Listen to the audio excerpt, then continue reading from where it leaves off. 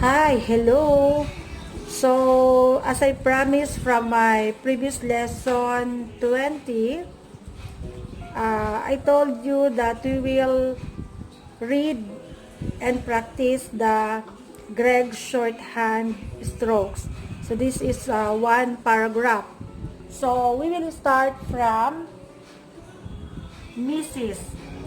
So, MRS, Mrs.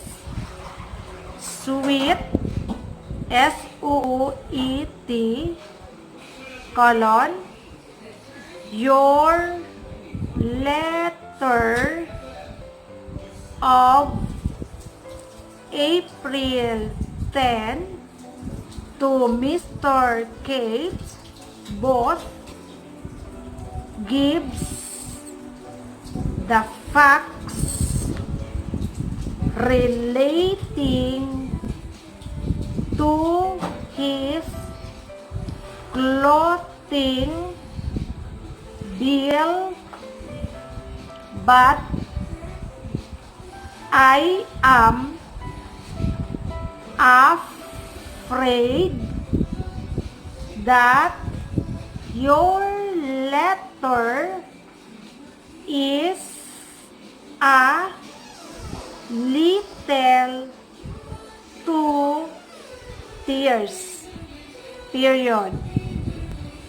It will hurt his pride.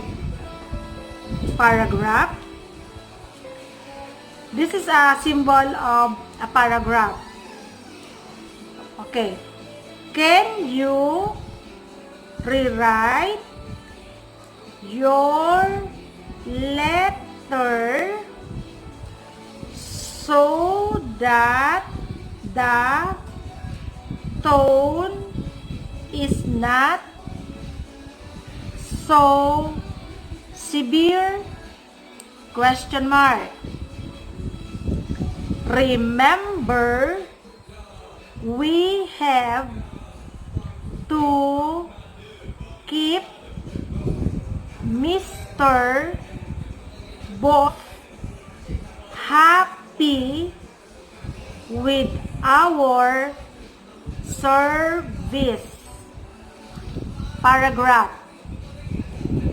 Please mail me a carbon of the rewrite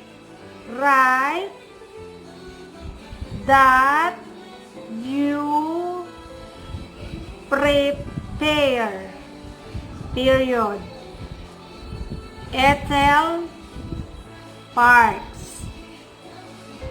Okay, so hope you understand of what I am reading. So thank you and have a nice day. Bye-bye.